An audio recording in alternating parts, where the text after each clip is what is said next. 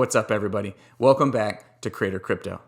So news dropped yesterday that the Strike app is now live in Argentina. And if you don't recall, the Strike app is the application that went live in El Salvador and preceded Bitcoin's adoption as legal tender.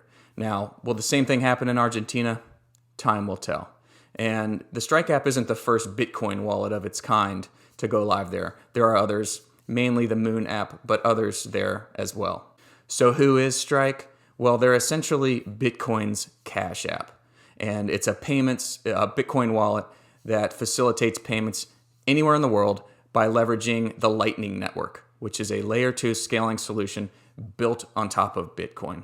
Now, as a wallet, the Strike team has made some less than ideal trade-offs. It's a custodial solution, which is kind of contrary to the ethos of Bitcoin. However, I don't fault them for this because we're living in a legacy world right now and we're trying to transition. And so they made some calculated trade-offs in the name of providing a more seamless user experience so as to encourage adoption. And that way it's such a significant step, is that it's a way of making Bitcoin more accessible to the masses. And in that way, it's a huge step in the right direction. The important thing to understand here is that when we're talking about the Strike app, we're not just talking about sending Bitcoin, buying Bitcoin, holding Bitcoin. We're talking about being able to send value, convert between currencies, and do it for free using Bitcoin payment rails under the hood.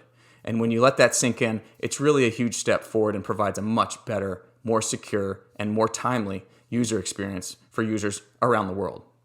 The main thing I wanted to highlight here is that in the minds of many people, they don't make a distinction between the token and the Bitcoin network. Now, of course, you need the token to use the Bitcoin network. And it's understandable that we talk about the token all the time because that's the thing that the price reflects, right? How much is it to purchase a token? But it's important to understand that the token derives its values from the properties of the network. So what are those properties? Well, namely decentralization. The Bitcoin network is the most decentralized in the world, and it's not particularly close. People have tried to shut it down, and they can't do it because Bitcoin is running on computers throughout the world. Number 2 is security. Because of that decentralization and because of the hash rate, the power, the computing power behind it, it's the most secure computer network in the world. Third, that it's a global open monetary standard that anybody can access and everybody can see it, and the transparent nature of the ledger make it really attractive for people. Fourth, settlement finality. When you're sending a payment through the Strike app using the Bitcoin Lightning Network, it has settled. It's final.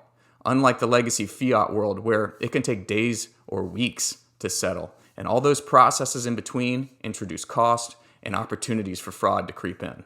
And lastly, it's cheap. The fees are negligible. The Strike app actually doesn't charge anything. The only fees you really need to worry about are the Bitcoin network fees, which are certainly low cost in comparison to today's world. So the Strike team is leveraging these properties to deliver an enhanced customer experience for people around the world. This is a big deal. For those of us maybe in the US, which is where I am, this isn't the most important thing in the world, and it can be tough to understand why this is such a big deal. But you really need to step outside and look around the world to so many people who don't have access to reliable, stable institutions with which to bank and transact. The Strike team is truly making a play for the unbanked, and it's a huge step in the right direction. I hope to see more. That's it for today, everybody, and until next time, cheers.